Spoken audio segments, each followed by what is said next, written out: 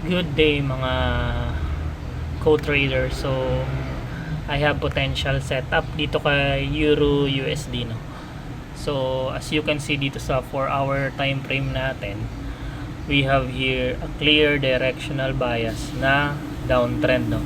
So from up, nag-down, up, nag-down, and then swing up, and then swing low, then swing up, swing low. So as you can see dito, puro pa to break of structure pababa, no. And then after this one, nagkaroon ng impulse move hanggang dito. So na break niya tong recent high, which is 4-hour sign na market shift structure ng 4-hour bullish show.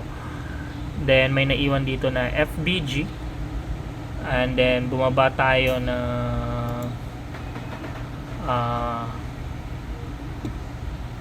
15 minutes, no, dun sa 4 hours FBG na tinamaan. Ayan, so ano lang natin, zoom in. So dito sa 4 hours FBG, as you can see dito, nagkaroon siya ng retracement. Zoom in lang natin, no. So I have clear downtrend, no, kasi ito ay as I mentioned, this one is good pullback, no. And then kung ipa-plot din natin yung fib natin retracement dun sa 4 hour structure, ito is nasa around 50% na ng fib retracement, no. So as you can see dito, nagkaroon ng high, swing low, then nabasag tong recent high, which caused ng market shift structure ng 15 minutes. And then nung plinat natin tong Fibonacci retracement, meron tayong nakita ditong golden zone, no.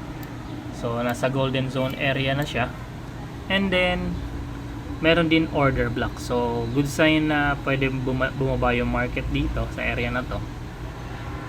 And then pag bumaba dito sa area na to, kung gusto natin ng mas magandang risk to reward ratio, no, pwede tayong mag down pa sa 5 minutes and then wait tayo ng market shift structure. So ganito ang gusto kong mangyari dyan, if ever.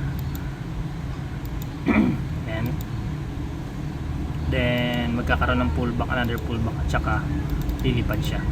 So this is one, magkaroon siya ng pullback dito sa 5 minutes, and then magkaroon siya ng swing low, then mabasag yung liquidity, then magkaroon ng shift, then this one magandang entry position. And then syempre stop loss kung below dito this level, no.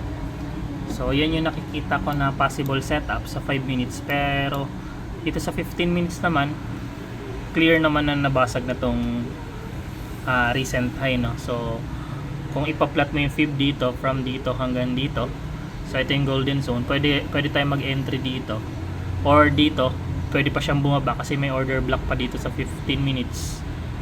So ay sa I think 4 hours or 1 hour. Ayan, sa 1 hour. Ayan, sa 1 hour may order block pa dyan na potentially balikan bago tuluyan siya lumipad, no. So saan yung target TP kung sakali? So nakikita ko meron ditong order block sa 4 hours, meron din FVG dito, and then ang pinaka swing high niya, no, this one, pwede din dito. So at least magtuloy-tuloy na siya na pataas kasi continue trend na siya, no. So yun, kasi yung directional bias natin, bullish na siya sa 4 hours, pwede siyang basagin niya na tong area na to. So yun lang yung nakikita ko kay Euro USD na potential setup.